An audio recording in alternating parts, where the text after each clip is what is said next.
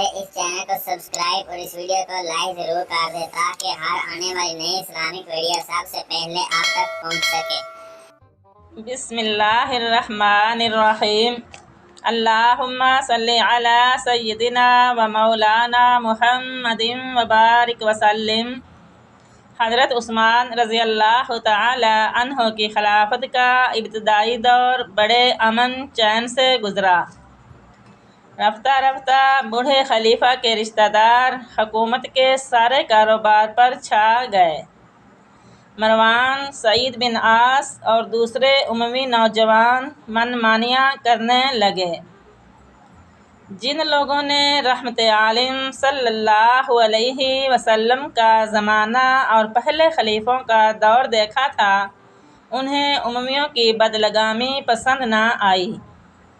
ان لوگوں میں حضرت عائشہ رضی اللہ تعالی عنہا بھی شامل تھی، لیکن آپ ہلڑ بازی اور خون خرابے کے سخت خلاف تھی۔ شورش سے پہلے اشتر نخی نے آپ سے پوچھا، اس شخص حضرت عثمان رضی اللہ تعالی عنہ کے قتل کے متعلق آپ کا کیا خیال ہے؟ آپ نے فرمایا، خدا کی پناہ، میں اماموں کے امام کے قتل کا حکم کیوں کر دے سکتی ہوں؟ جو لوگ حضرت عثمان رضی اللہ تعالی عنہ کے خلاف گڑبڑ پیدا کرنے میں سب سے آگے تھے، ان میں صدیقہ کبریٰ رضی اللہ تعالی عنہا کے چھوٹے بھائی محمد بن ابی بکر بھی شامل تھے۔ وہ حضرت علی کے گھر پلے تھے۔ حج کو روانہ ہونے سے پہلے آپ نے انہیں بلا کر سمجھایا کہ شورش سے الگ ہو جاؤ اور میرے ساتھ حج کے لیے چلو۔ وہ نہ مانے۔ صدیقہ کبریٰ رضی اللہ تعالی عنہا حج کر کے واپس لوٹی تو راستے میں حضرت عثمان رضی اللہ تعالی عنہ کی شہادت کی خبر ملی۔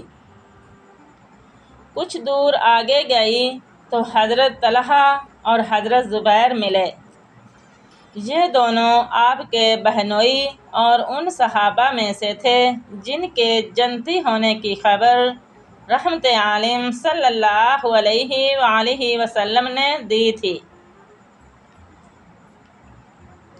انہوں نے مدینے کی حالت کا نقشہ ان لفظوں میں کھینچا کہ بدوؤں اور اوباشوں کے ہاتھوں مدینے سے بھاگ کر آئے ہیں۔ ہم لوگوں کو اس حال میں چھوڑ آئے ہیں کہ وہ حیران اور پریشان ہیں، نہ سچ کو پہچانتے ہیں، نہ جھوٹ کا انکار کر سکتے ہیں، اور نہ ہی اپنا بچاؤ کرنے کی طاقت رکھتے ہیں۔